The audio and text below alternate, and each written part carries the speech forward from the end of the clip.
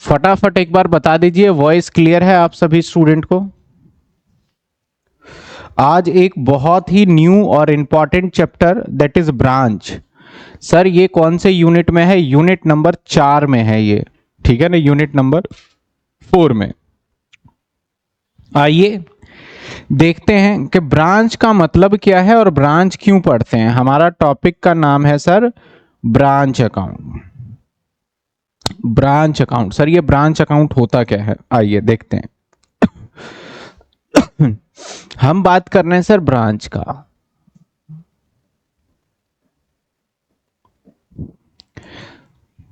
जब भी कोई भी ऑर्गेनाइजेशन हो, लेट सपोज कि आपने एक बिजनेस स्टार्ट किया, बिजनेस आपने स्टार्ट किया। अब अगर आप अपने बिजनेस को बहुत बड़ा करना चाहते हो, बिजनेस को अगर बहुत बड़ा करना चाहते हो, तो आप एक ही लोकेशन पे बैठ करके अपने बिजनेस को बड़ा नहीं कर सकते। लेकिन हाँ, नाउ-ए-डेज ऑनलाइन की वजह से कुछ हद तक पॉसिबल हो गया, लेकिन 100% विजिबिलिटी नहीं हुआ है। आपको अपने मल्टीपल लोकेशन पे अपनी दुकान खोलनी पड़ेगी। तो जैसे आपने अपना एक बिजनेस स्टार्ट किया दिल्ली के अंदर, आज भी मैं जाता हूं ना कई बार, तो दिल्ली में जाओगे ना, ओल्ड दिल्ली, पुरानी दिल्ली में, तो वहां पे देखोगे तो कोई ना जलेबी बेच रहा है तो बोलेगा 105 साल पुरानी जलेबी की दुकान। कहीं पे देखोगे तो समोसे बेच रहा है तो 150 साल पुराने समोसे की दुकान। लेकिन उन्होंने ना अपना एक्सपेंशन नहीं किया। मुझे बड़ा अजीब लगता है। चलो ठीक है, बहुत पुरानी दुकान है, क्वालिटी वाइज भी कोई दिक्कत नहीं है, लेकिन उन्होंने मैनेजमेंट की तरीके से एक्सपेंशन ही नहीं किया अपने बिजनेस को। एक दुकान है तो उसी दुकान से पहले उसके पिताजी बैठते थे, अब बच्चे बैठ रहे, फिर बच्चे के बच्चे, वही चल रहा है। उन्होंने मल्टीपल ब्रांच खोला ही नहीं। और उसी तरीके से मैं दूसरी बात करूं तो एक हल्दीराम को देखो, तो हल्दीराम क्या करता था, स्टार्टिंग में एक छोटी सी दुकान थी और वो नमकीन बनाया करता था, और उनका एक्सपेंशन देखो, आप हैरान हो जाओगे। हर बड़े मॉल के अंदर आपको हल्दीराम का एक आउटलेट मिल जाएगा, सिंपल सी बात है, और हर जगह मिल जाएगा। नॉर्मली अगर आप दिल्ली में हो, इनफैक्ट आउट ऑफ दिल्ली भी जाओगे तब भी आपको पूरे इंडिया के अंदर मिल जाता है। तो एक जो मेन होता है ना, जहां पे बिजनेस होता है, वो जो मेन, जैसे जिसने दिल्ली में स्टार्ट किया था, तो ये मेन हो गया, इसको हम बोलेंगे हेड ऑफिस। हेड ऑफिस, इसको बोलते हैं हम हेड ऑफिस, जिसको मेन बोला जाता है, जहां से ना उसका सारा काम ही स्टार्ट होता है। इसके बाद आपने दिल्ली के बाद अब अलग अलग खोल लिया। मान लेते हैं कि दिल्ली के अंदर ही आपने, दिल्ली में ही पहले आप जो अपना बिजनेस स्टार्ट कर रहे थे, लेट सपोज सीपी में है, अब आप आ गए रानी बाग में। अब रानी बाग में भी आपको सक्सेस मिल गया, आपके नाम को जानने लगा, फिर आप धीरे धीरे एक्सपेंशन करते करते आप चले गए कहां? पंजाबी बाग।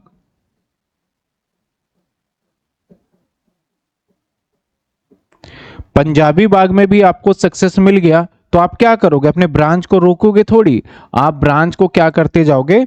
एक्सपेंड करते जाओगे। पंजाबी बाग से मान लेते हैं पीतमपुरा,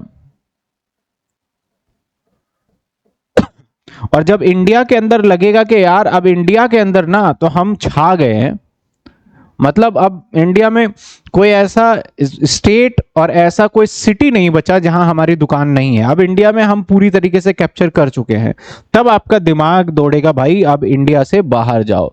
फिर आप चले जाओगे कहां? जैसे मान लेते हैं कि चले गए यूएसए में चले गए, और यूएसए फिर आप कनाडा, जहां भी आपको लगता है आपका एक्सपेंशन का, आप अपने बिजनेस का एक एक दुकान खोलते जाओगे।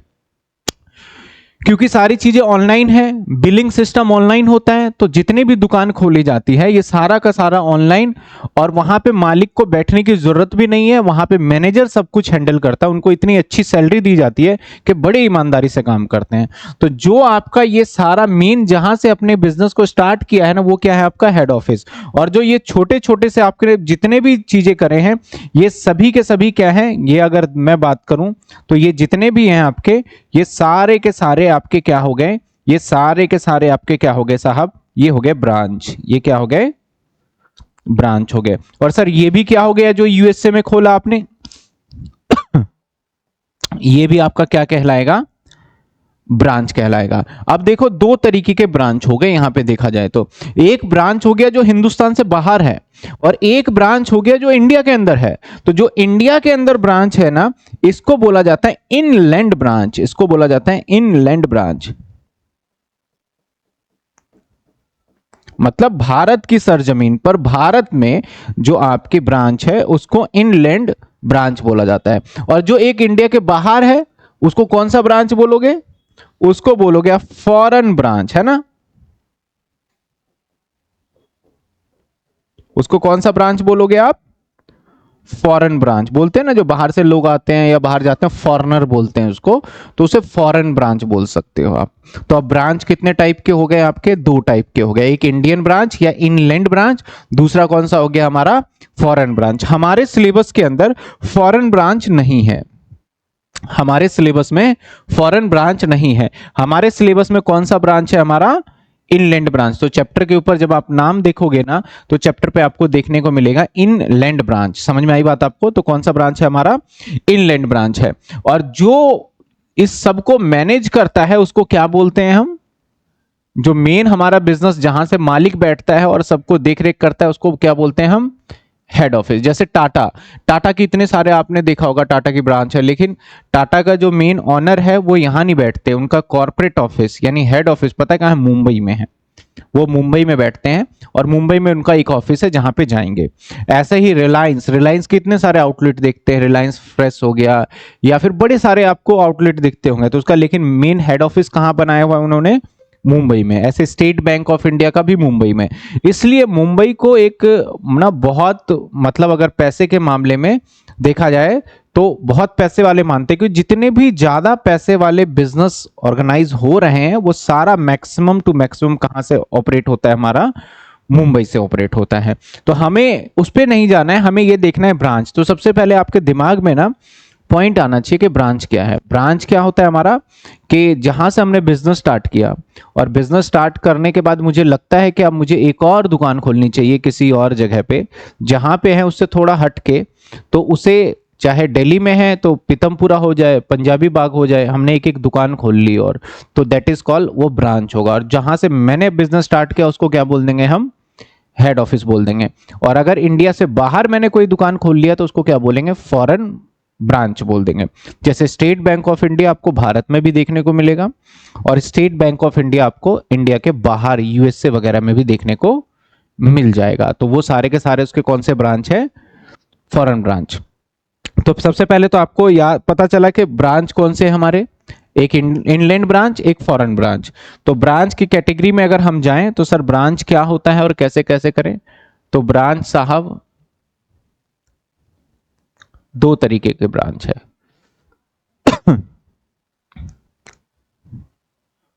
जो हमारे सिलेबस में है दो तरीके के ब्रांच है।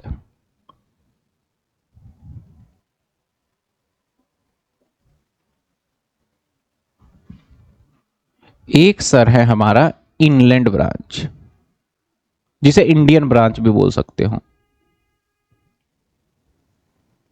Inland branch. एक हमारा है इनलैंड ब्रांच।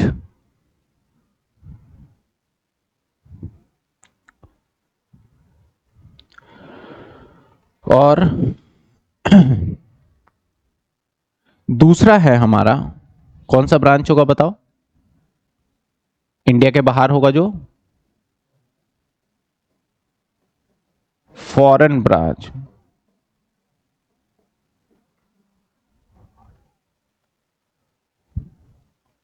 फॉरेन ब्रांच जो कि हमारा आउट ऑफ इंडिया होगा। ये हमारे सिलेबस का पार्ट है क्या? दिल्ली यूनिवर्सिटी में ये नहीं आता है। हम सिर्फ अभी जो फिलहाल पढ़ने वाले हैं वो कौन सा पढ़ने वाले हैं? Inland branch. और ब्रांच को जो चलाता है उसको क्या बोलते हैं? जो ब्रांच का जो मेन बंदा होता है, इसका मालिक कौन होता है, वो कहां होता है? Head office. आज के बाद ना मैं हेड ऑफिस को बड़े सिंपल शब्द में बोल दूंगा, एचओ। जब मैं एचओ बोलूंगा तो समझ जाना मैं किसकी बात कर रहा हूं इस चैप्टर में? हेड ऑफिस की बात कर रहा हूं। ठीक है ना, समझ में आ रही है बात आपको? अब ये जो ब्रांच है ना, इसके काम दो तरीके से होते हैं। ये जो ब्रांच है, इस ब्रांच के काम भी दो तरीके से होते हैं।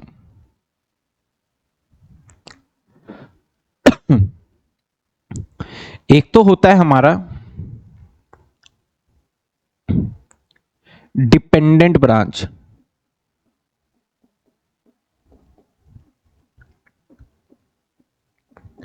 और एक होता है इंडिपेंडेंट ब्रांच।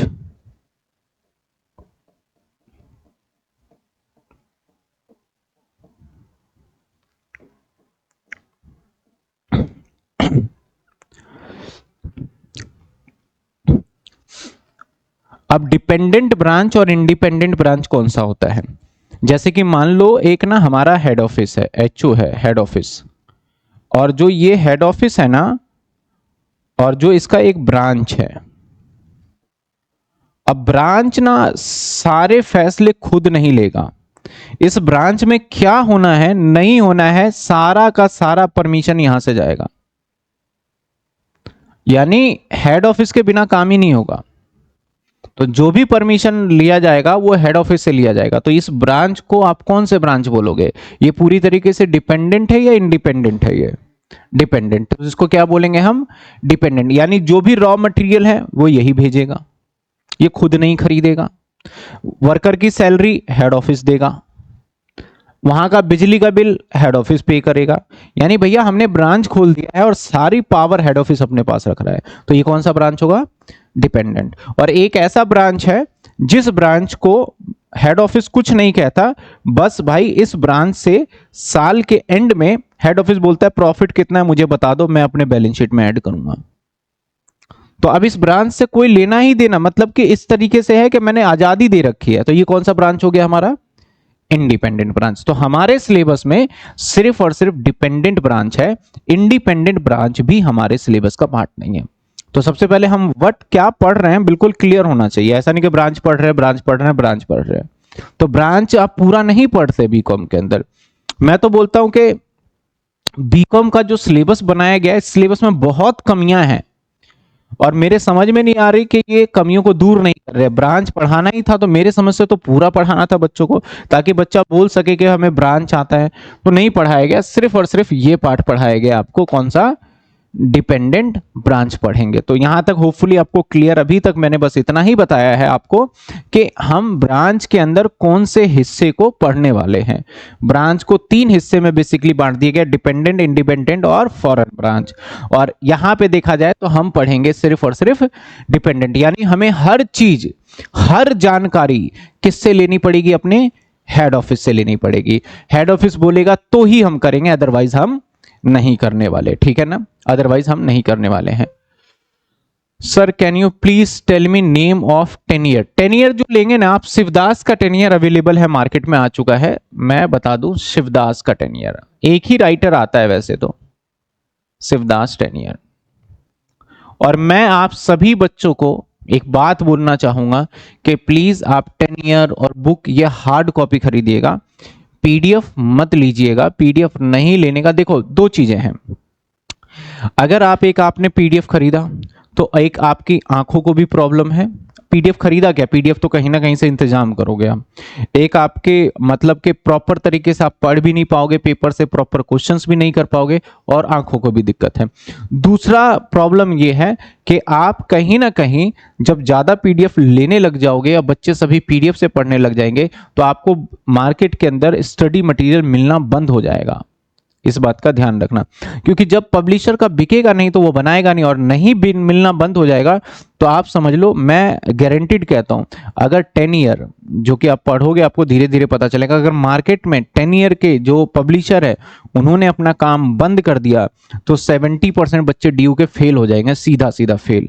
पास ही 10 ईयर के दम पे होते हैं, दूसरा कोई उनके पास ऑप्शन नहीं होता, क्योंकि आपको सब्जेक्ट्स ऐसे ऐसे दे दिए हैं, आप भी समझ रहे हो, जिस सब्जेक्ट का आपने पहले कभी सुना नहीं और उसका मार्केट में बुक भी नहीं और कोई पढ़ाने वाला भी नहीं। तो अब क्या करोगे बताओ? तो अब क्या करना पड़ता है आपको? पास्ट ईयर के पेपर देखा, उससे बना बुना कर थोड़ा बहुत याद वाद करके आप लिख के आते हो, तब जाके आप पास हो पाते हो। तो सिंपल सी चीज है, क्योंकि सब्जेक्ट ऐसे ऐसे दिए हैं ना, डीयू वाले भी सोचते होंगे कि ये सब्जेक्ट हमने दिया है क्या बच्चों को। अभी देखना, अब देखो स्किल में भारत, रंगमंच, ये पता नहीं क्या, या तो उन्होंने सब्जेक्ट्स के नाम भी बदले हैं कुछ। अब भाई हिंदी है तो हिंदी बोल देते, उसको रंगमंच क्यों बोल रहे हैं आप? क्या मतलब है उसका बोलने का? ठीक है ना, तो मतलब सब्जेक्ट वही है जो पढ़ रहे हो, लेकिन उसका नाम क्या करा, बदल दिया, बच्चे परेशान हो रहे हैं। तो वो भी एक दिक्कत है, सिलेबस में बड़ी सारी प्रॉब्लम है। लेकिन अब आपने एडमिशन ले लिया है तो अब पास होके ही निकलना है और अच्छे नंबर से पास होना है। आइए ब्रांच के अंदर हम बात करेंगे डिपेंडेंट ब्रांच। अब एक ही बात करेंगे सिर्फ और सिर्फ, कौन सा ब्रांच? Dependent branch. तो मैं अगर ब्रांच की बात करूं तो कौन सा ब्रांच पढ़ रहे हैं हम? Dependent branch. और डिपेंडेंट ब्रांच के अंदर देखा जाए तो क्वेश्चन कितने टाइप से बनते हैं, पहले अभी ये देख लें कि हमारे पैटर्न क्या है और इसमें क्या क्या होता है।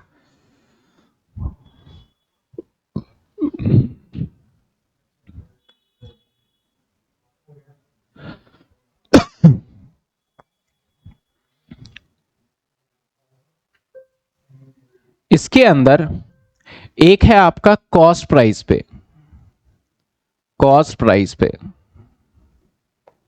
जब हम ब्रांच अकाउंट बनाएंगे वो बनाएंगे at a cost price. At a cost price का मतलब प्रॉफिट हिस्सा नहीं होगा।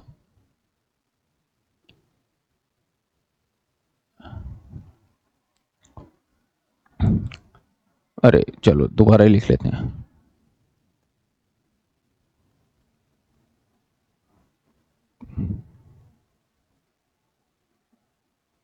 एट कॉस्ट प्राइस पे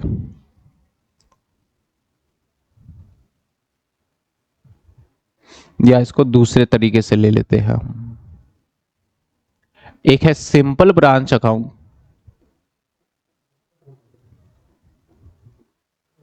ब्रांच अकाउंट, एक तो ये टॉपिक पढ़ेंगे हम। अब सर सिंपल जो ब्रांच अकाउंट है वो दो पॉइंट्स से आपको करने होंगे। सर दो कौन कौन से होंगे? एक होगा हमारा, एक होगा हमारा कॉस्ट प्राइस पे, कॉस्ट प्राइस पे, और एक होगा हमारा इनवॉइस प्राइस पे। इनवॉइस प्राइस पे जैसे जैसे पढ़ेंगे तो हम सारी चीजें समझते जाएंगे। एक होगा कॉस्ट प्राइस पे और एक होगा इनवॉइस प्राइस पे, ठीक है। दूसरा होगा हमारा second topic, branch adjustment account. Adjustment account, branch adjustment account. मैं थोड़ा और इसको एक्सप्लेन कर दूं, एक पॉइंट रह गया। इसमें ना दो मेथड है, एक है डेटर मेथड,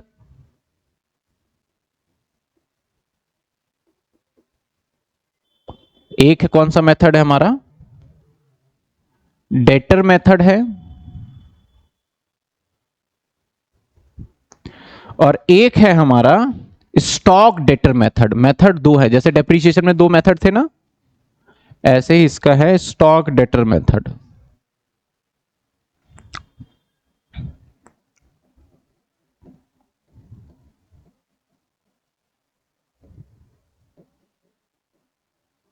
एक है हमारा स्टॉक डेटर मेथड।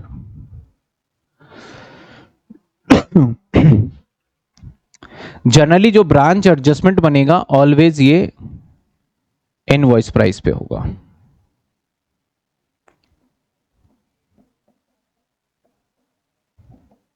अभी सिर्फ मैं मात्र लिख रहा हूं आपके सामने, सिर्फ और सिर्फ मैं लिख ही रहा हूं, और जैसे जैसे आप सारी बातों को समझेंगे ना तो बिल्कुल क्लियर हो जाएगा। तो हम ब्रांच भी, अब देखो ब्रांच का एक छोटा सा हिस्सा कर रहे हैं, कौन से वाला?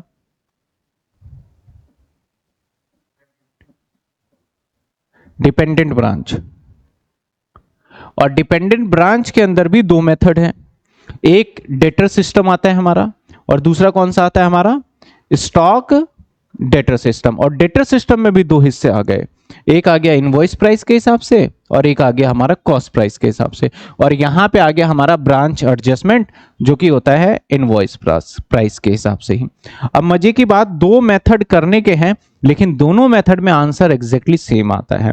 इस बात का आप ध्यान रखिएगा, चाहे आप डेटर मेथड फॉलो करिए चाहे स्टॉक डेटर। जैसे डेप्रीशिएशन में हमारे दो मेथड होते हैं तो उसमें दोनों मेथड में आंसर क्या आता है? अलग अलग आता है, लेकिन यहाँ पे नहीं है। मेथड दो है, यानी मैं मेथड ना बोल के इसको करने के तरीके दो बोल सकता हूं, जिसके अंदर आंसर क्या आने वाला है, हमारा सेम ही आने वाला है। हमें कैसे पता चलेगा? क्वेश्चन के अंदर कुछ ना कुछ आपको क्लू मिलेगा, क्वेश्चन के अंदर आपको क्वेश्चन डायरेक्टली बोल देगा, इस हिसाब से आपको बोला जाएगा। तो हम पहला मेथड करने वाले हैं सिंपल डेटर मेथड, और उसमें भी हम कौन सा करने वाले हैं? कॉस्ट प्राइस वाला करने वाले हैं। कौन सा पढ़ने वाले हैं हम?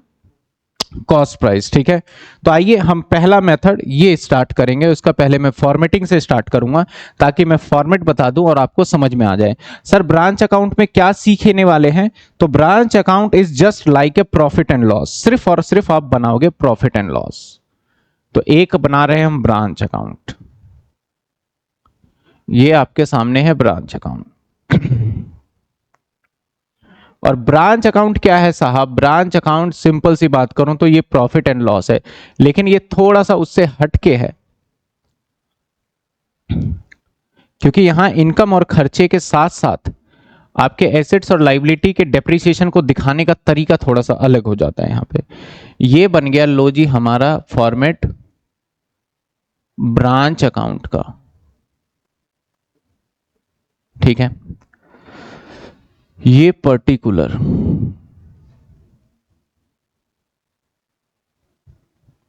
अमाउंट, पर्टिकुलर अमाउंट, ठीक है, यहां पे आपका डेबिट और ये रहेगा आपका क्रेडिट। ये सब कुछ आपको लिख के आना है। अब सबसे पहले टू में आपको लिखना है टू सन्ड्री, या फिर टू बैलेंस, वो भी एसेट के, ओपनिंग बैलेंस एसेट्स का। मैं बैलेंस बोल रहा हूं, मैं पूरा लिख देता हूं, ओपनिंग बैलेंस।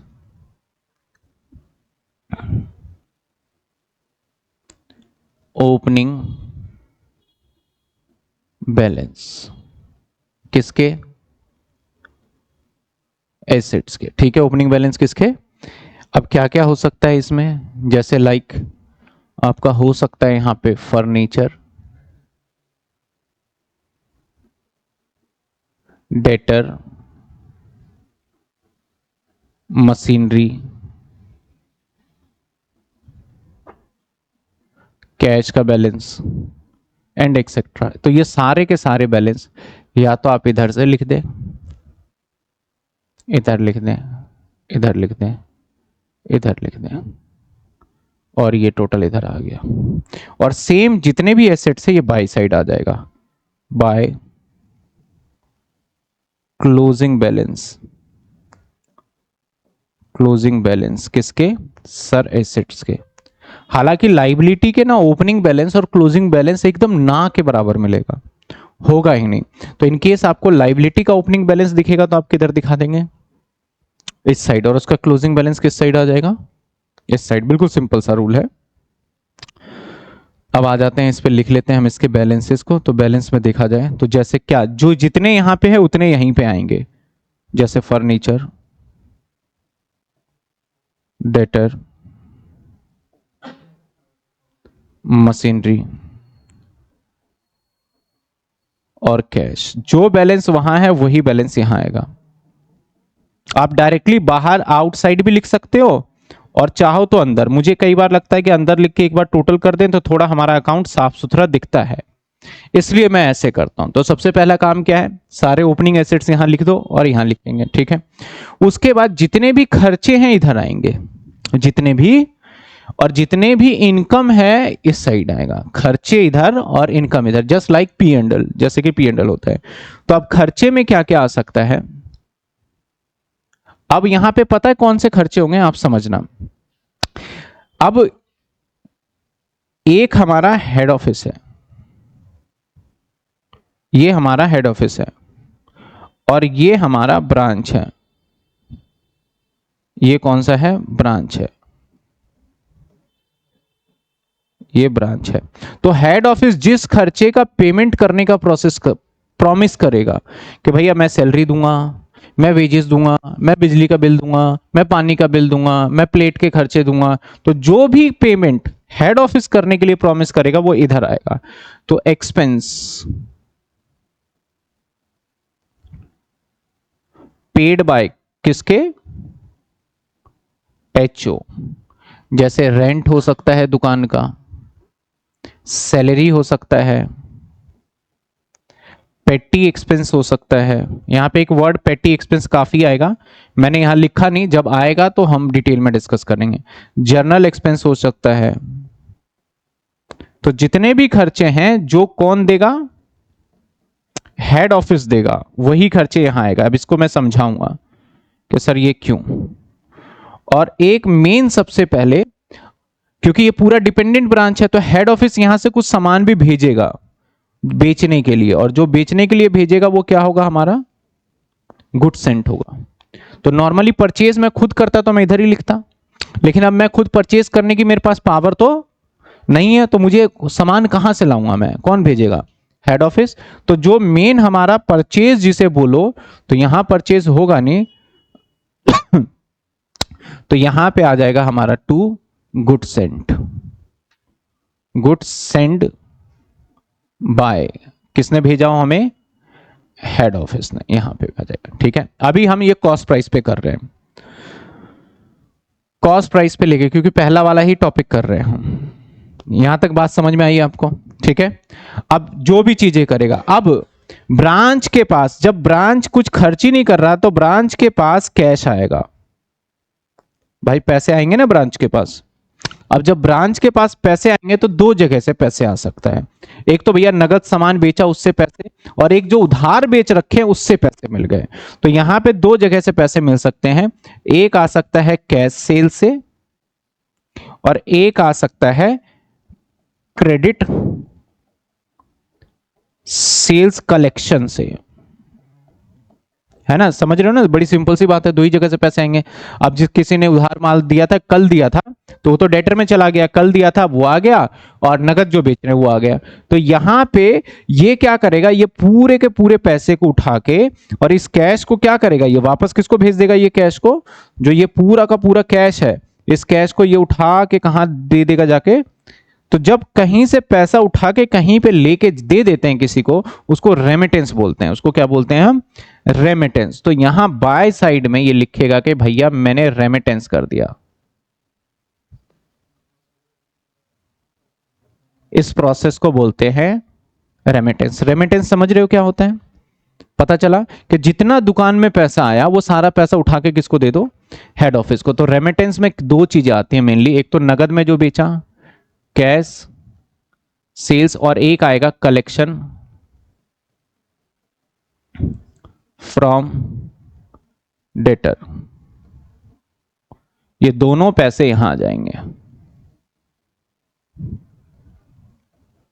ठीक है।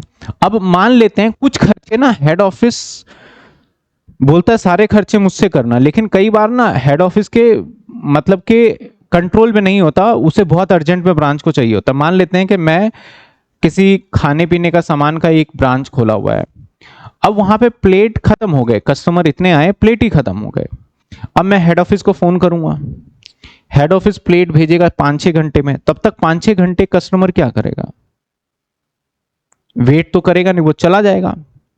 तो अब ब्रांच को क्या करना चाहिए, आप खुद दिमाग लगाओ। तो हेड ऑफिस बोलेगा ब्रांच को, भाई आसपास जो भी दुकान दिख रहा है, क्योंकि दिल्ली है तो कोई प्लेट की लोकल से भी दुकान दिख रही हो तो प्लेट खरीद लो टेम्परेरी बेसिस पे आसपास से, और मैं बाद में भिजवाऊंगा तो आने में समय लगेगा। तो कई बार हेड ऑफिस परमिशन दे देता है, किसको दे देता है, ब्रांच को दे देता है परमिशन कि ये खर्चा तुम खुद कर लो। तो अब ब्रांच क्या करता है, जो खर्चा कर रहा है, मान लेते हैं प्लेट का खर्चा, तो प्लेट का खर्चा अब यहां पे दिखाएगा नहीं, वो क्या करेगा कि उसको मान लिया जाए कि टोटल 4,000 रुपए का उसका कलेक्शन हुआ, और मान लेते हैं 500 रुपए उसने प्लेट खरीद लिए, तो वो रेमिटेंस में 4,000 तो भेज नहीं सकता वापस हेड ऑफिस को, क्योंकि उसके पास 4,000 आए लेकिन 500 तो उसने क्या करे, खर्च दिए। तो 500 खर्च करके कितने भेजेगा वो, 3,500 रुपए सिर्फ यहां पे भेज देगा। बात समझ में आ रही है आपको। मैंने रेमिटेंस का मतलब क्या बोला कि जो भी पैसा हमारे पास है वो सारा का सारा भेज दो एचओ को, इसका मतलब क्या हुआ, रेमिटेंस। जनरली दो ही जगह से पैसे आ सकते हैं, नगद सामान बेचोगे उससे आ सकते हैं और एक उधार सामान से आ सकते हैं। लेकिन जब आपके पास टोटल पैसा आया और इसमें से आपने कुछ जरूरत की चीजों पे खर्च कर दिया, तो अब कौन से पैसे भेजोगे, खर्च करके माइनस करके जो आपके पास बचा है वो टोटल पैसे तो उठा के भेजोगे। तो आपके पास कितने पैसे थे, 4,000 रुपए आए थे ना टोटल सेल्स में, 500 रुपए आपने इमरजेंसी में प्लेट खरीद ली दुकान के लिए, तो आपके पास बचे कितने, 3500। तो अब जो रेमिटेंस यहां पे करोगे आप, ओनली कितने करोगे आप, 3500। और आपने जो 500 रुपए खर्च किए, एक तरीके से ये देखा जाए तो कैश और क्रेडिट सेल्स ही तो हो गया एक तरीके से देखा जाए। तो जो आपने 500 रुपए खर्च कर दिए एक्सपेंस, उस एक्सपेंस को मैं यहां पे प्लेट एक्सपेंस के नाम से बिल्कुल नहीं दिखाऊंगा। अब पूछो क्यों सर, खर्चा तो दिखाओगे, आपने बोला सारा खर्चा।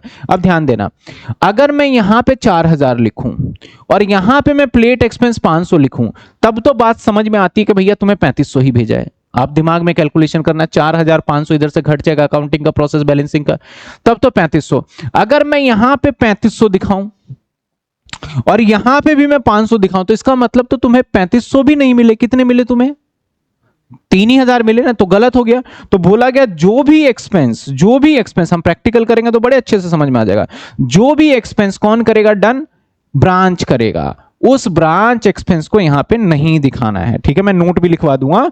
ब्रांच एक्सपेंस को यहां पे दिखाएंगे या नहीं दिखाएंगे, नहीं दिखाएंगे। यहां पे ब्रांच एक्सपेंस को ब्रांच अकाउंट में उसी खर्चे को दिखाएगा जो कौन भेज रहा होगा, उसको हेड ऑफिस दे रहा होगा, जो कौन दे रहा होगा, हेड ऑफिस, तभी दिखाएंगे, अदरवाइज हम इसको नहीं दिखाएंगे। समझ में आई बात आपको, तो यहीं पे लिख देता हूं या नोट बना देंगे उसका, ठीक है, समझ में आई बात आपको। तो ये सेल्स हो गया। अब कई बार क्या होता है कि ये हमारा हेड ऑफिस है और ब्रांच के पास ना जो गुड्स इसने भेजा ना, वो गुड्स क्या हुआ, डिफेक्टेड हो गया, गुड्स क्या हुआ, डिफेक्ट निकल गया। तो अब ब्रांच क्या करेगा, उसे वापस भेज देगा हेड ऑफिस को, भैया ये सामान जो आपने भिजवाया था ये सामान खराब था, तो हेड ऑफिस को भेज देंगे। तो जब कभी भी आपके गुड्स डिफेक्टेड होंगे, तो आप इधर से, जैसे आपके पास सामान आया तो इधर लिखा, और वापसी करेंगे तो किस साइड लिखोगे आप, बाय साइड में लिखोगे, ठीक है। तो बाय गुड्स रिटर्न,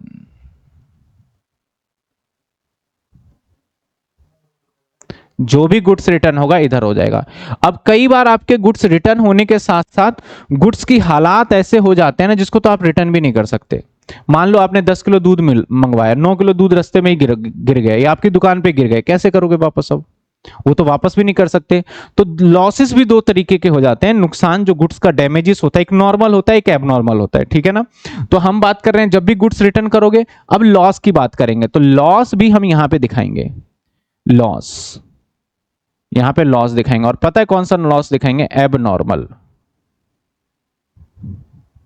अभी तो जस्ट मैं छोटे छोटे फॉर्मेट बना रहा हूं, सारी बातें नहीं लिख रहा। अब एबनॉर्मल लॉस कौन से हो सकते हैं, लॉस बाय थेफ्ट हो सकता है, लॉस बाय फायर हो सकता है, या फिर आपका और कोई ऐसा अचानक एक्सीडेंट से लॉस हो गया, ठीक है, वो दिखाएंगे। कौन सा लॉस लिखा है मैंने, सिर्फ और सिर्फ एबनॉर्मल। और अगर कोई शॉर्टेज हुआ तो इधर दिखाएंगे,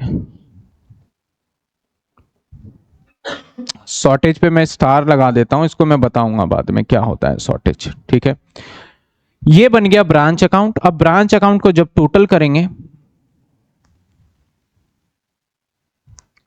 जैसे ही ब्रांच अकाउंट का हम टोटल करते हैं, तो यहां पे इस साइड में जो बैलेंस निकलता है उसको बोलते हैं सरप्लस। पहले हम प्रॉफिट बोला करते थे ना, प्रॉफिट ना बोल के क्या बोलेंगे पता है, सरप्लस। और इस साइड जो बैलेंस निकलेगा उसे लॉस बोल दो आप। यहां कोई पार्टनर वार्टनर तो है नहीं जो कि बांटना है, बस सरप्लस और लॉस। इस पूरे चैप्टर में मुद्दा यही होता है कि हमें प्रॉफिट या फिर लॉस निकालना। अब यहां पे एसेट्स दे रखा है और यहां पे भी एसेट्स दे रखा है, तो आप एक चीज ध्यान देना, यहां एसेट्स है, ध्यान देना, ये P&L है। लेकिन कुछ बच्चे अगर देखो, मेरा काम है बताना आपको कितना समझ में आता है, ऑब्जर्व करना। मान लेते हैं यहां फर्नीचर 100 का है और लास्ट में मैंने बताया मेरा फर्नीचर है 80 का, तो इस अकाउंट में कितना अमाउंट रिफ्लेक्ट किया, कौन बताएगा, जल्दी बताओ। मैंने एक साइड 100 लिखा और एक साइड 80 लिखा, तो इस अकाउंट के अंदर एक्चुअल अमाउंट जो कि रिफ्लेक्ट हुआ, जो रह गया, वो कितने रुपए रहा, 20 रुपए ही रहा। और 20 रुपए क्या होता है आपका? अब फर्नीचर अगर 100 से 80 हुआ है तो अभी कैश फ्लो पढ़ा है आपने, तो आपने उस टाइम सीखा था डेप्रीशिएशन लगता है। यहां पे क्या लगता है हमारा? डेप्रीशिएशन। बिल्कुल सही, 20 रुपए 20 रुपए। तो 20 रुपए क्या है? डेप्रीशिएशन। तो मैं दो काम कर सकता हूं, एक तो 100 रुपए यहां दिखा दूं, 80 रुपए यहां दिखा दूं, तो ऑटोमेटिकली 20 इधर एक्स्ट्रा रह गए।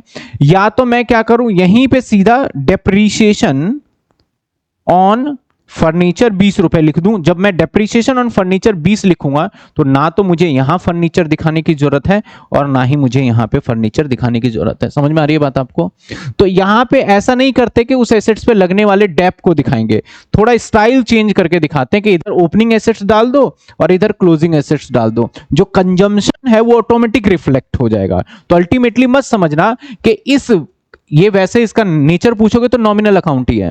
अगर आप बोलते हो सर इसमें तो एसेट्स और लाइबिलिटी सब आ रहा है, तो भाई एसेट्स और लाइबिलिटी नहीं आ रहा, एसेट्स और लाइबिलिटी का जो कंजम्पशन है वो सिर्फ आ रहा है, क्योंकि इसमें दोनों बैलेंसेस आ गए हैं। कौन कौन से? ओपनिंग और क्लोजिंग। इसलिए यहां पे हम इस स्टाइल में लेके चलते हैं इसको।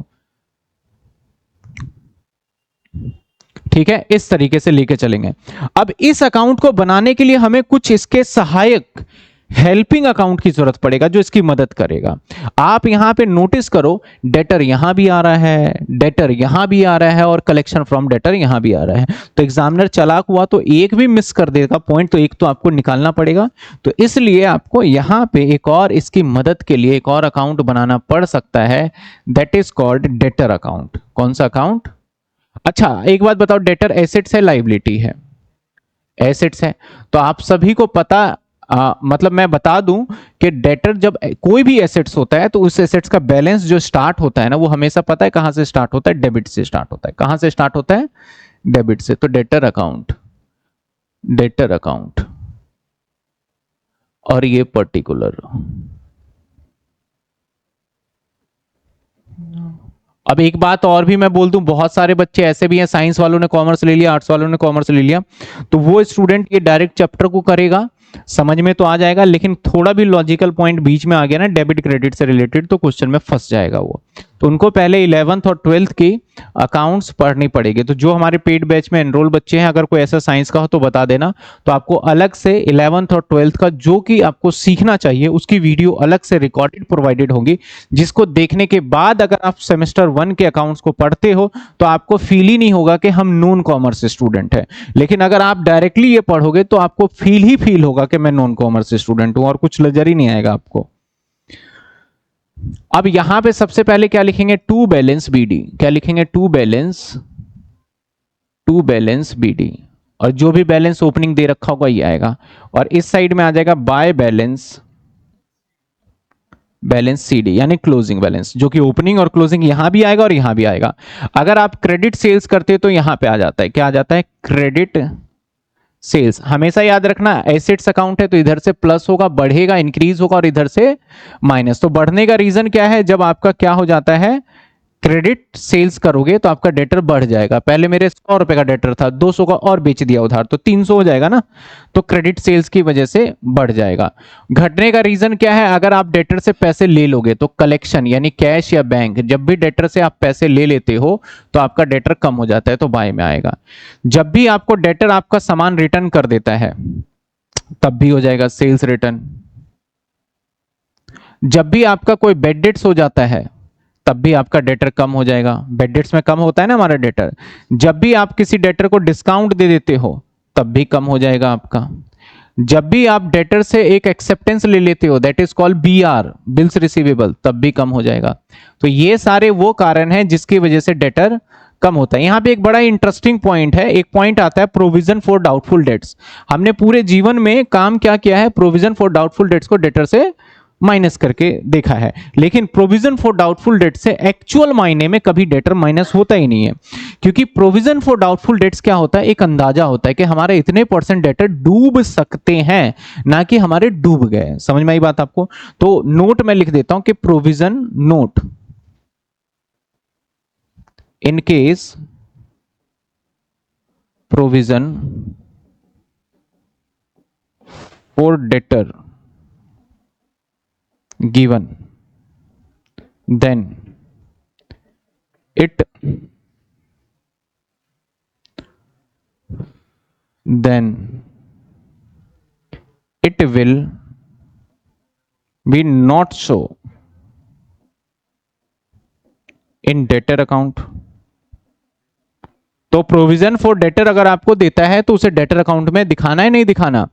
नहीं दिखाना, क्योंकि डेटर अकाउंट में जैसे दिखाओगे तो इसका मतलब आपका डेटर कम हो गया, जबकि प्रोविजन फॉर डाउटफुल डेट से तो डेटर कम होता ही नहीं। वो तो हम अकाउंटिंग ट्रीटमेंट के लिए हम देख लेते थे, ये कर दिया करते थे 12th 11th में जब पढ़ा करते थे, लेकिन एक्चुअल वो नहीं है। एक्चुअल है कि भैया उसकी ट्रीटमेंट लाइबिलिटी में जानी चाहिए वो, ठीक है। तो ये अकाउंट, अब सर कोई और भी अकाउंट बनाएंगे, बिल्कुल बन सकता है अकाउंट। अगर एग्जामिनर बोलता है कैश अकाउंट बनाओ तो कैश अकाउंट बनाना पड़ सकता है। एग्जामिनर बोलेगा पेटी कैश अकाउंट बनाओ तो पेटी कैश बनाना पड़ सकता है। एग्जामिनर बोले स्टॉक अकाउंट बनाओ तो स्टॉक अकाउंट बनाना पड़ सकता है। मेनली ये दोनों अकाउंट बनाना पड़ता है हमारा। अब ये दोनों अकाउंट बनाने का भी आप देखो पर्पस, ध्यान देना। अगर हमें ये बैलेंस और ये बैलेंस और ये बैलेंस, तीन बैलेंस सवाल में है। अब यही तीन बैलेंस इस अकाउंट में यूज हो रहा है क्योंकि मेन तो ब्रांच अकाउंट है। अगर ये तीनों बैलेंस सवाल में दे रखे हैं तो हमें डेटर अकाउंट बनाने की जरूरत नहीं है। समझ रहे हो बात? क्योंकि ओपनिंग यहां आ गया, क्लोजिंग यहां आ गया, कलेक्शन फ्रॉम डेटर यहां आ गया, तो अकाउंट बनाने की जरूरत नहीं है। अब एग्जामिनर क्वेश्चन कह दे बना भाई तू डेटर अकाउंट, बना डेटर अकाउंट, तो बना देंगे, नहीं बोलेगा तो नहीं बनाएंगे। अगर इन तीनों बैलेंस में से कोई एक बैलेंस मिसिंग हो तो एग्जामिनर बोले अथवा ना बोले आपको बनाना ही पड़ेगा, क्योंकि वो बैलेंसिंग फिगर निकाल के यहां कंपनसेट करोगे। समझ में आ रही बात आपको? अब भाई सर बेड डेट्स भी खर्चा है, डिस्काउंट भी खर्चा है, तो क्या उस खर्चे को यहां पे दिखाएंगे? नहीं, यहां पे सिर्फ वही खर्चे आएंगे जो हेड ऑफिस इनकर्ड करने वाला है, ये बाकी के खर्चे नहीं दिखाएंगे। तो सर आपने बोला ये P&L जैसा होता है तो खर्चे कहां गए? भाई जब मैं ओपनिंग और क्लोजिंग बैलेंस यहां रिफ्लेक्ट करूंगा ना तो बाकी के खर्चे ऑटोमेटिकली यहां क्या हो जाएंगे? रिफ्लेक्ट हो जाएंगे। तो उसके बारे में चिंता नहीं करना। हम जैसे जैसे आगे बढ़ेंगे क्वेश्चंस को करते जाएंगे तो हमें समझ में आएगा। क्या यहां तक आपको फॉर्मेट वाली बात समझ में आई? फॉर्मेट क्लियर है आपको कैसे करना है? हाँ हाँ, हेड ऑफिस खर्चा करेगा वो आएगा, वो यहां पे नहीं आएगा, इस कैश में से माइनस होके यहां पे आ जाएगा कैश। हाँ हाँ, वो एबनॉर्मल लॉस से क्या हुआ कि हमारे स्टॉक यहां पे आया और हम यहां पे स्टॉक को माइनस कर देंगे, क्योंकि एक्चुअल स्टॉक जितना यूज हुआ वही तो हम दिखाएंगे। तो अगर मेरे मान लेते हैं कि 500 रुपए का स्टॉक हेड ऑफिस ने दिया और 100 रुपए का एबनॉर्मल लॉस हो गया, एबनॉर्मल लॉस तो गया मेरे पैसे, तो मैं एक्चुअल में अगर बिजनेस के अंदर परचेज बात करूं तो 400 का ही हुआ। हम 400 से ही प्रॉफिट एंड लॉस को निकालेंगे, ना कि उससे भी जो एबनॉर्मल लॉस हो हमारा, ठीक है ना। तो एबनॉर्मल लॉस वो हेड ऑफिस के खाते में गया, हम बोलेंगे, हमसे पूछेगा प्रॉफिट कितना कमाया, तो मैं तो बोलूंगा भैया ये चीजें थे और ये चीज खर्चे और ये, और बोलेगा मैंने स्टॉक तो 500 का भेजा, मैंने काय का 500, 100 तो वापस ही कर दिए खराब वाले मैंने, तो स्टॉक तो मेरे पास कितने आए? 400 आए, तो मैं 400 के हिसाब से। तो यहां से अगर इधर गुड्स रिटर्न या एबनॉर्मल लॉस को दिखाया जा रहा है तो इसका मात्र एक ही कारण है कि हम अपने परचेज को कम कर रहे हैं। और परचेज कहां है यहां सर? ये परचेज के तरीके से ही है, तो सोचो तो, क्योंकि ये क्या है? गुड्स है, और मेनली मेजर पार्ट हमारे पास क्या आता है? गुड्स ही आता है। अब यहां गुड्स हम खरीद नहीं रहे, गुड्स हमें हेड ऑफिस भेज रहा है, तो डिपेंडेंट ब्रांच है, तो ये पता है ब्रांच अकाउंट कौन बना रहा है? ये हेड ऑफिस का अकाउंटेंट ही बना रहा होगा। हमारे पास इतनी भी आजादी नहीं है कि हम अपना ब्रांच अकाउंट खुद बना ले। अगर हम अपना ब्रांच अकाउंट बनाने लग जाए तो हम कौन से अकाउंट हो जाएंगे? इंडिपेंडेंट, ठीक है ना। तो ये डिपेंडेंट है, तो इसलिए जो अकाउंटेंट है लिखता है गुड्स सेंड किए हेड ऑफिस को, वो ऐसे लिखता है। तो यहां गुड सेंट है, क्योंकि बहुत बच्चों को पता ही नहीं चलता गुड सेंट टू एचओ। जब मैं भी अपने टाइम पे पढ़ता था सेमेस्टर 1, तो हमारे पास था नहीं, एनुअल था, तो जब मैंने पढ़ा था तो वहां पे गुड सेंट लिखा होता, तो मेरे तो फाइनल ईयर तक ग्रेजुएट होते होते समझ में नहीं आया ये गुड सेंट क्यों लिख रहा है, इसको गुड्स रिसीव क्यों नहीं लिख रहा है ये, ठीक है ना। बात तो सही है कि भाई ब्रांच अकाउंट है, मेरे पास गुड्स आया तो गुड्स रिसीव लिखो, सेंड क्यों लिख रहे हो। बाद में मुझे ज्यादा स्टडी करते करते पता चला कि भैया ये अकाउंट कौन बना रहा है? हेड ऑफिस का अकाउंटेंट बना रहा है। तो वो थोड़ी बोलेगा गुड्स मैंने रिसीव कराया है, वो तो बोलेगा गुड्स मैंने सेंड किया है। तो इसलिए यहां पे वर्ड यूज किया जाता है गुड्स सेंड किया जाता है। यहां तक एकदम क्लियर है आपको सभी स्टूडेंट को? चलिए आइए आगे बढ़ जाते हैं। कुछ एक सवाल जब हम देखेंगे इसके अंदर, आपके बुक का एक सवाल है, बुक के अंदर काफी मैंने डिस्कस किया, देखा टाइम लगेगा नहीं लगेगा बहुत, तो जे.आर. मोंगा ले सकते हो आप, जे.आर. मोंगा ले लीजिए, मार्केट में आ गया है और उसी से हम कर लेंगे, ठीक है, कोई दिक्कत वाली बात नहीं है। जे.आर. मोंगा ही लगा लेते हैं और उसी से हम पढ़ लेंगे, और ऐसा नहीं कि बेकार बुक है, अच्छे से पढ़ लेंगे। हाँ, मैं बीके गोयल के भी कुछ इंपॉर्टेंट क्वेश्चन होंगे तो वो मैं करा दूंगा।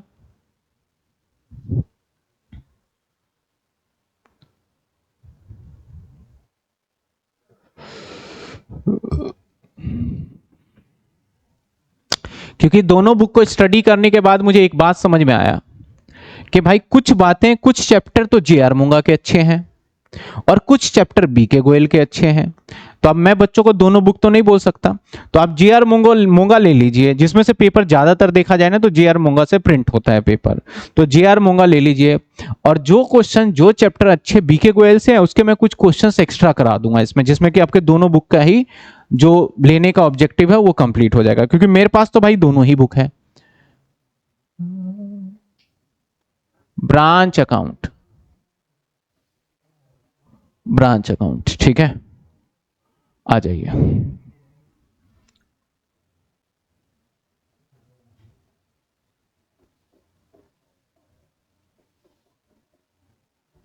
आइए देखिए, देखते हैं क्या कहता है।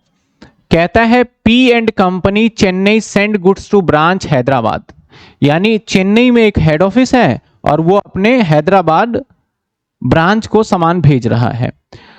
The branch sell goods cash and credit, और ब्रांच के पास इतनी पावर है कि वो उधार सामान बेच सकता है और नगद भी बेच सकता है। ऑल द प्रोसीड्स, यानी जो भी पैसा रिलाइज होगा, जितना पैसा आएगा branch send to head office, और जो भी पैसा ब्रांच के पास आएंगे वो सारा का सारा क्या करेगा, हेड ऑफिस को भेज देगा, जो कि यूजुअल यही होना चाहिए। And expense meet by head office, और जितने भी खर्चे होंगे वो सारे के सारे खर्चे कौन देगा, हेड ऑफिस देगा। Except petty expense which are met by branch, सिर्फ एक पेटी एक्सपेंस ऐसा एक्सपेंस है जो ब्रांच अपने पॉकेट से खुद करने वाला है। ब्रांच किससे करेगा, अपने पॉकेट से। Out of cash sent by head office, और वो भी कहां से करेगा, जो हेड ऑफिस भेज रहा है। तो भाई जब हेड ऑफिस भेज ही रहा है, मैंने 100 रुपए दे दिए उसको, तो मैं 100 रुपए सीधा यहां खर्चा दिखा दूंगा, जितना मर्जी तुम खर्चा करते रहो वो चला जाएगा। The branch keep sales journal debtor system, कौन सा सिस्टम फॉलो कर रहा है, डेटर लेजर सिस्टम। तो मैंने बोला दो सिस्टम होते हैं, स्टॉक डेटर सिस्टम और एक डेटर सिस्टम, तो कौन सा बोला इसने, debtor system. The following transaction between the head office and branch during the month, आपका 31 मार्च तक ये हुआ। पहला बोला गया भैया हमारे पास कुछ ओपनिंग बैलेंस है, ये समझ लो आप, तो ओपनिंग बैलेंस किसके, एसेट्स के, तो यहां पे लिख लू मैं टू ओपनिंग बैलेंस क्या क्या है। अब ओपनिंग बैलेंस क्या क्या है भाई, सबसे पहले ओपनिंग बैलेंस में है स्टॉक, कितने रुपए का, 5,000 का। इसके बाद क्या है, डेटर, डेटर कितने का भाई, 3,500। इसके बाद क्या है, पेटी एक्सपेंस, पेटी एक्सपेंस कितने का है भाई, 150। सर पेटी एक्सपेंस भी याद रखना, नाम के आगे एक्सपेंस लगा है, लेकिन पेटी एक्सपेंस या पेटी कैश एसेट्स ही होता है। आपने 11वीं क्लास में पढ़ा होगा कैश बुक के अंदर। पेटी एक्सपेंस होता है कि हम इकट्ठा खर्चा किसी को दे देते हैं कि भाई इसमें से थोड़ा थोड़ा खर्च करते रहना, तो वो एसेट्स ही होता है। ये तीन हो गए, तीनों एसेट्स यहां लिख दिए। अच्छा पेटी कैश मैंने एक्सपेंस लिख दिया, चलो पेटी कैश कर देते हैं, ये लो कैश कर दिया, ठीक है। अब गुड सेंट टू ब्रांच, तो गुड सेंट यहां पे आ जाएगा, टू गुड्स सेंट, कितने रुपए का सामान भेजा भाई, 40,000 रुपए का सामान आ गया। इसके बाद गुड्स रिटर्न बाय ब्रांच, तो कहां आएगा बताओ, बाय साइड में, बाय गुड्स रिटर्न, किसको करते हैं पता है रिटर्न, ये हेड ऑफिस को, कितने रुपए, 2,500। अब कहता है cash receive from ledger account, अब लेजर का मतलब पता है क्या, यहां डेटर से है, तो ये पैसा किससे मिला, डेटर से मिला, तो इसको बाय साइड में हम लिखेंगे बाय रेमिटेंस, क्या लिख देंगे। अब रेमिटेंस में दो जगह से पैसे आ सकते हैं, एक आ सकता है कैश और एक आ सकता है किससे, डेटर से। एक आ सकता है डेटर से, ठीक है। तो यहां पे कैश सेल्स पहले दे दिया इसने, कितने दे दिए 15,000, और एक लेजर से पैसे मिला है, तो यानी इससे कितने मिल गए 33,000, ठीक है। Goods return bye debtor, debtor ने रिटर्न किया, तो डेटर का रिटर्न का कोई मायने नहीं है, वो तो डेटर अकाउंट के अंदर जाता है, ठीक है। इसके बाद डिस्काउंट अलाउड, डिस्काउंट भी डेटर अकाउंट के अंदर आता है। डिस्काउंट किसको देते हैं, कस्टमर को देते हैं। बैड डेट्स, ये भी डेटर अकाउंट के अंदर आता है। तो ये तीनों चारों खर्चे जो हैं ये डेटर अकाउंट से रिलेटेड है, तो अभी हम देख ही नहीं रहे।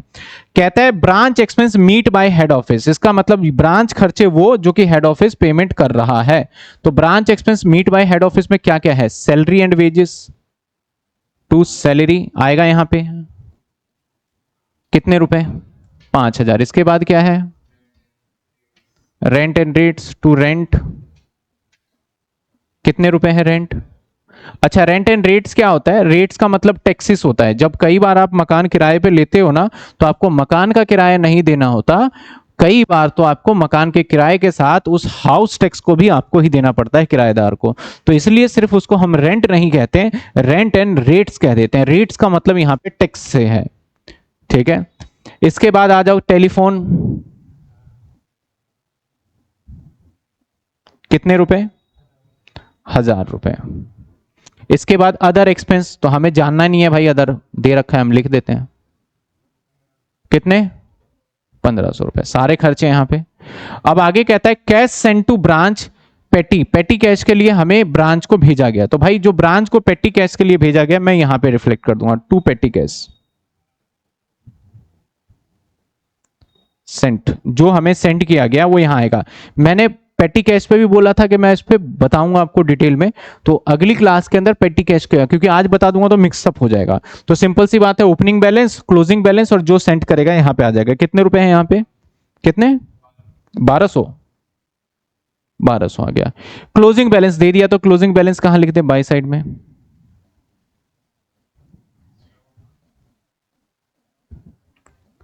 क्लोजिंग बैलेंस में क्या क्या गिवन है आपका, स्टॉक है कितने रुपए का 9,000।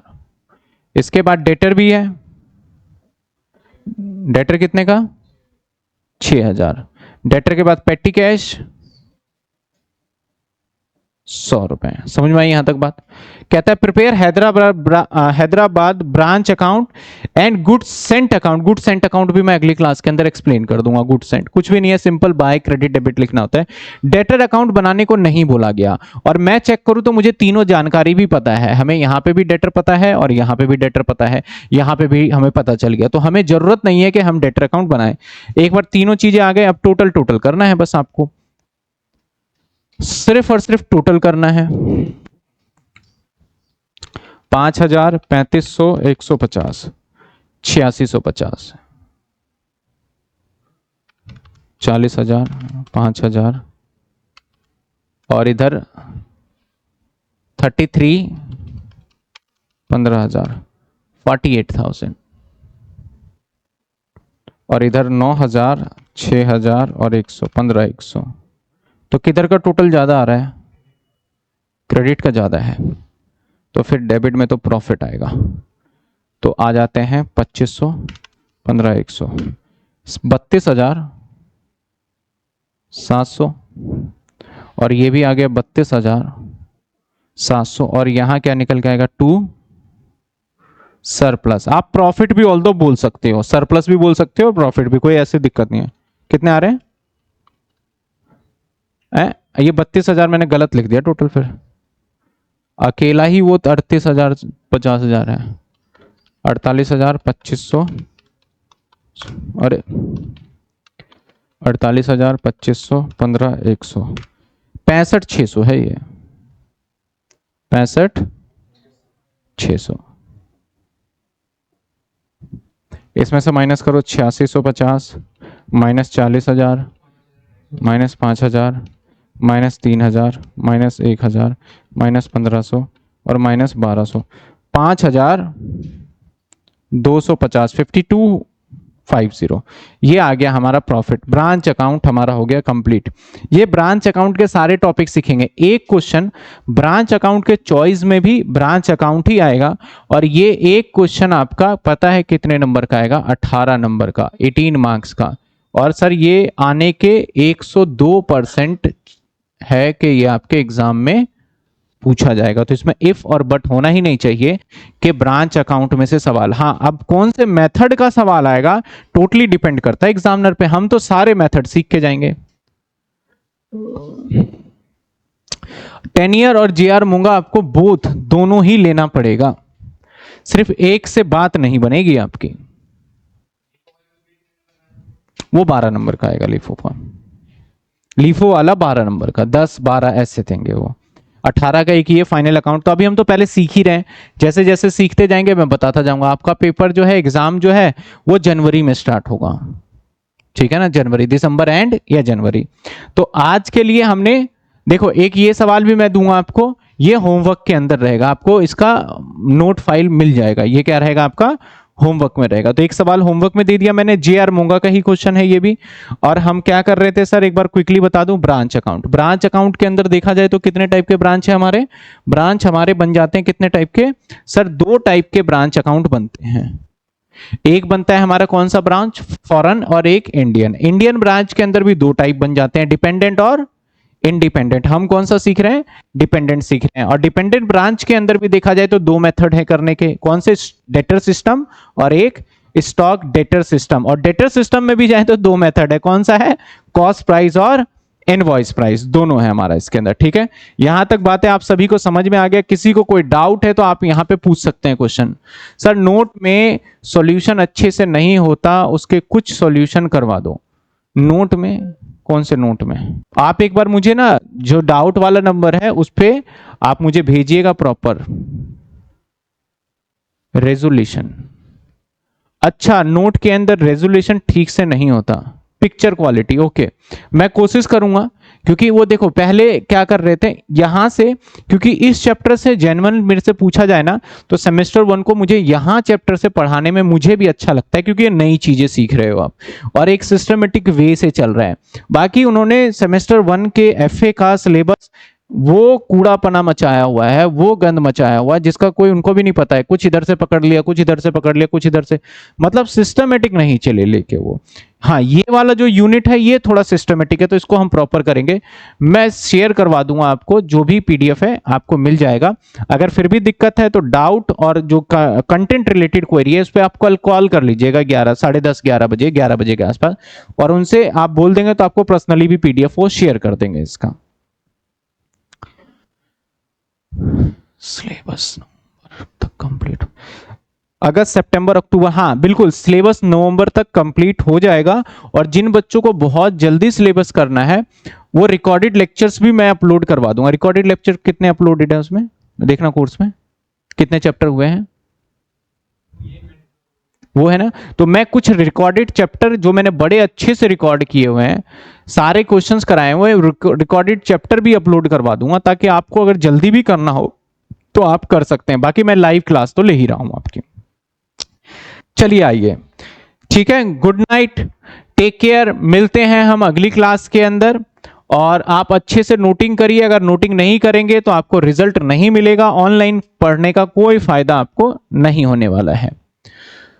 कल या परसों में एक, मतलब नेक्स्ट वीक मैं एसआरसीसी के साथ एक वेबिनार है मेरा, तो मैं आप सभी बच्चों को भी लिंक शेयर कर दूंगा, जिसके अंदर बच्चों को ये बताना है मुझे कि हम किस तरीके से अपने सेमेस्टर 1 को प्लान आउट करें, कि हमारा सारा सब्जेक्ट्स इतने सारे हो गए हैं तो उसको किस तरीके से टेक केयर किया जा सके। तो नेक्स्ट वीक मैं वेबिनार लूंगा वहां पे एक, जिसके अंदर नॉर्मल क्लास के तरीके से समझाऊंगा। तो मैं शायद 8 बजे का ही टाइम ले लूं आपके क्लास के इंस्टेड, वो ले लूंगा, जिससे आपको समझ में भी आ जाएगा कि इस सब्जेक्ट्स को किस तरीके से मैनेज किया जाए, किस तरीके से करें, पेपर कैसे देना होता है, वो सारी चीजें डिस्कस करेंगे। तो एक साथ आपका भी हो जाएगा और उनका भी हो जाएगा, दोनों जगह मैं लाइव चला जाऊंगा एक बार। चलिए, गुड नाइट, टेक केयर।